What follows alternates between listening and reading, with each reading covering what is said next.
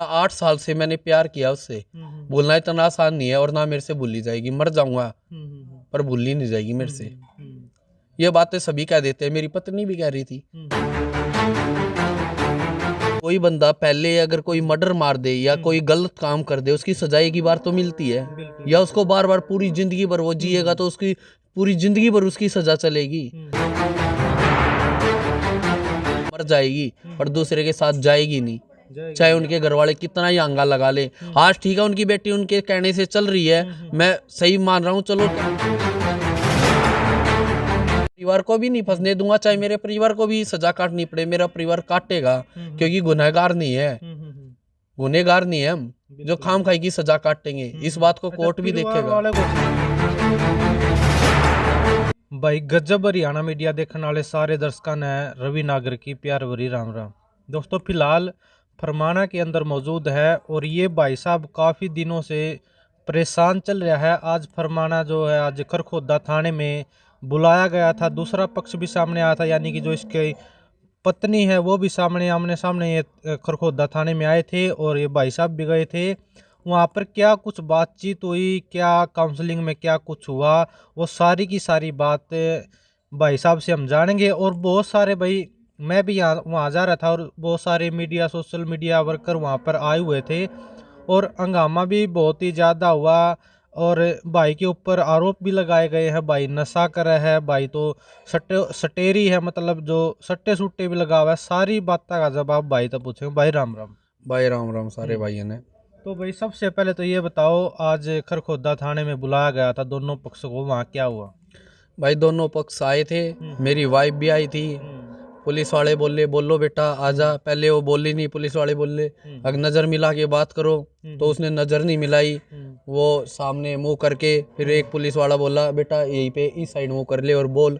तो वो बोली, सबसे पहले बोली क्या कहते हैं, अगर मेरे को खाने को नहीं देता, मेरे को हरासमेंट करता है, अगर मेरे को ताने मारता है, अच्छा। और दूसरी बात अगर ये मैच खेलता है। तो उसने बात अपनी ये बंद करके अपने बैठ गई। फिर उन्होंने मेरे से पूछा क्या बात है, तो मैं बोला सर मगर ये बताओ, जब मैंने कोर्ट मैरिज की थी 4 साल पहले और 4 साल हमारी बातें चली है, तब इसको सारी बातों का पता था। 4 साल बाद जब मेरी लड़की हुई है 2020 में, 2019 में मैंने शादी की थी, 2020 में मेरी लड़की होगी, उसके बाद मैं कुछ काम करता नहीं गलत। अगर उसके बाद कोई बंदा पहले अगर कोई मर्डर मार दे या कोई गलत काम कर दे, उसकी सजा एक ही बार तो मिलती है, या उसको बार बार पूरी जिंदगी भर वो जिएगा तो उसकी पूरी जिंदगी भर उसकी सजा चलेगी। 2020 से मैंने सारे अपने काम छोड़ दिया था मैचों का, मैं अपना काम पे करता था। मतलब जो सट्टे के आपके ऊपर आरोप लगाए गए हैं, आप सट्टा लगाते थे, सच है ये सच ये नहीं है, मैं अभी भी लगाता हूँ। ये सिर्फ उसकी माँ ने बोला है, मेरी वाइफ ने नहीं बोला है। अच्छा। मेरी वाइफ को भी पता था शादी से पहले ये काम करता है मैचों का। जब उसका मैं खर्चा करता था, जब उसको जो मेरा सट्टा नहीं दिखा, जब तो उसको पैसे दिख गए। उसकी दादी को शुरुआत से आती थी, उसको पैसे दिख गए, जब उनको नहीं पता था, सभी को पता था। ये तो छोड़ने का बहाना है। अब 2 बच्चे हो गए, अब इससे पेंडा कैसा छुटवाए, अब पीछा कैसे छुटवाए मेरे से, जब मैंने सुधरने का सभी को जो मौका है समाज में। जब मैं 2020 से 2022 खत्म होने को हो रहा है, मैं 2 साल नहीं खेल लिया। जब मेरा होटल भी था 2020 में लॉकडाउन में, सुबह जाता था, शाम को 12 बजे आता था, 4 बजे फिर चला जाता था। मेरे पास खेलने का भी टाइम नहीं था, रोटी खाने का भी टाइम नहीं था। जब मैं ये चीज छोड़ चुका हूँ, बार बार उन्हीं जख्मों को रोद रहे हैं वो, तो हार के आदमी क्या करता है, अगर एक ही बात उसको बार बार बोली जाएगी तो हार के वो आदमी उसी काम में जाएगा। लेकिन मैं नहीं जाना चाहता, मैं उसको भी बोल रहा हूँ, अपनी वाइफ को भी, अगर वो सुन रही हो, मैं तलाक नहीं दूंगा। जहाँ तक मेरे से फाइट होगी ना, मैं वहां तक फाइट करूंगा। और आज नहीं तो वो 6 महीने में आएगी। उसने पहले केस किया था दिल्ली में, तब भी मैंने थाने में एक ही बात बोली थी, मगर सर आज तो ये केस कर रही है अपने घर वालों के बहकावे में, जैसे कि उसने आज हरियाणा में कर दिया है, मगर ये 6 महीने भी नहीं लगेंगे, मगर ये वापिस आएगी मगर मेरे पास, मेरे को पता है उसका। अच्छा चलो, सट्टे की तो आपने बात बता दी, और जो नशे की है उसका क्या कुछ? नशे का मैं आज भी कह रहा हूँ, दारू कभी कभार पार्टी वगैरह में पीता हूँ, और अदरवाइज जो भी वो सट्टे का कह रहे हैं, मेडिकल है, हॉस्पिटल है, जहाँ वो हॉस्पिटल में मेरा मेडिकल चेकअप कराना चाहते हो वहाँ वो करा सकती है। अगर मेरे अंदर इसके अलावा कोई भी गुण पा जाए तो मैं शकल नहीं दिखाऊंगा दारू के सिवा, वो भी कभी कभार पार्टी वगैरह में, जो आज के टाइम में नॉर्मल सभी करते हैं। हाँ हाँ, देखो कभी कभार तो शायद चल जाती है, लेकिन लगातार तो हानिकारक है। लगातार तो हानिकारक है, मैं करता ही नहीं। मेरा खुद दोनों गुर्दों में पथरी है, पहले मेरा ऑपरेशन हो चुका है, मेरे को नहीं पता अपने शरीर का। और वो जो और नशे बता रहे हैं उनका इजाज करा ले, मेडिकल में चले जाओ। मेडिकल में कोई एक बंदा आके मेरे को बोल दे, मेरे घर में माचिस भी नहीं पाती थी, अच्छा अच्छा। वो भी सिर्फ जोत लगाने के लिए वही रखती थी माचिस।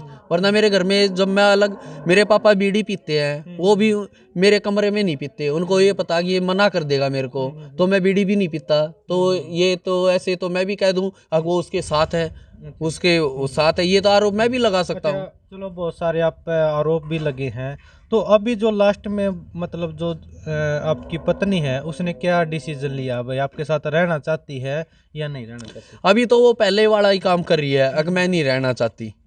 अभी तो जैसे घर वाले बोल रहे हैं वही बोल रही है, खुल के वो नहीं बात कर रही है, ना मेरे से नजर मिला के बात कर रही है। मेरे को अभी भी उस पर भरोसा है, 6 महीने लगे चाहे साल भर लगे चाहे 2 साल लगे चाहे 6 साल लगे, वो आएगी जरूर मेरे पास और कहीं नहीं जाएगी।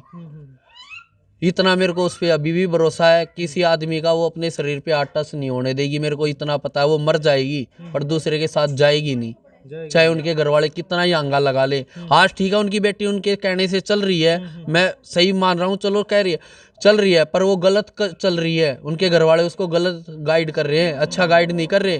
पर उनको ये धोखा है कि उनकी लड़की दूसरों के साथ फेरे लेके चली जाएगी, मैं तलाक नहीं दूंगा। रिलेशनशिप में रह ले, रखेल बन के रहेगी, वो इज्जत नहीं देगा। कोई भी अच्छे घर का आदमी होगा ना, किसी को बगैर फेरों के, समाज भी कहता है बगैर फेरों के कोई रख लेगा? आप रख लोगे? मैं आपसे ही पूछ रहा हूँ, रख लोगे आप? ना ऐसे तो कोई नहीं। मैं तलाक नहीं दूंगा, मरने को मर जाऊंगा मरने को तलाक तैयार हो, नहीं दूंगा। लेकिन हाँ जी। तलाक नहीं दोगे? हाँ जी, तो ये 2 आपकी- बच्चे पैदा कर दिए, इनका हक दिलाऊंगा, जिनते दम तक इनको इनकी माँ दिलाऊंगा, दूसरी नहीं। जिसने पैदा किए वो इनको बेटा कहेगी आगे, चाहे मेरे को कहीं भी जाना पड़े। जो वो मेरे पे कितने आरोप लगा ले, मैं खड़ा होके सामना करूंगा उसका, मैं भागूंगा नहीं। जैसे और लड़कियां पतियों पे लगा देती है वो झुक जाते हैं। ठीक है, मेरे पास पैसा नहीं है, सरकार तो है, कोर्ट तो है, सरकारी वकील तो मिलेगा मेरे को, या सरकारी वकील भी नहीं देगी कोर्ट, उन्हीं की चलेगी। मैं तलाक नहीं दूंगा, मरने को मंजूर है मेरे को। अच्छा अच्छा। अच्छा, एक और बात बताओ, हमारे पास एक फ़ोन आया था किसी महिला का, वो ये बोल रही थी भाई मैं आपके जो बच्चे भी रखना चाहती हूँ, अगर आप मुझे पत्नी बना के रखोगे तो मैं आपके साथ रहना चाहती हूँ, तो क्या कुछ कहना चाहोगे? फिलहाल मैं इस बारे में कुछ नहीं कहना चाहता, क्योंकि शादी एक बार करी जाती है। 8 साल से मैंने प्यार किया उससे, भूलना इतना आसान नहीं है, और ना मेरे से भूली जाएगी। मर जाऊंगा पर भूली नहीं जाएगी मेरे से। ये बातें सभी कह देते हैं, मेरी पत्नी भी कह रही थी। फिर उसमें और मेरे में फर्क क्या रह गया उनके घर वालों में? मैं राजी हो जाऊंगा, 2 मिनट के लिए मैं राजी हो जाता हूँ, चलो वो कह रही है, उसने भी ये काम कर दिया तो मैं कहाँ जाऊंगा? बिल्कुल बिल्कुल सही बात है। मैं ऐसा काम नहीं करूंगा जो कि समाज मेरे को ये कहे, अगर देखे गई छोड़ के 2 महीने में अपने आप कर दिए तलाक पे साइन, फिर मीडिया भी ये बोल देगी देखो कमी थी इसकी जो इतनी जल्दी इसने हार मानी। मैं कमी नहीं है, मैं खुल के बोल रहा हूँ। ठीक है, मैंने जो करा है मेरे आगे है, मैं अब उसको हाँ भर रहा हूँ। उनके घर वाले अभी भी कैमरे के सामने नहीं आ रहे, खुल के क्यों नहीं आ रहे?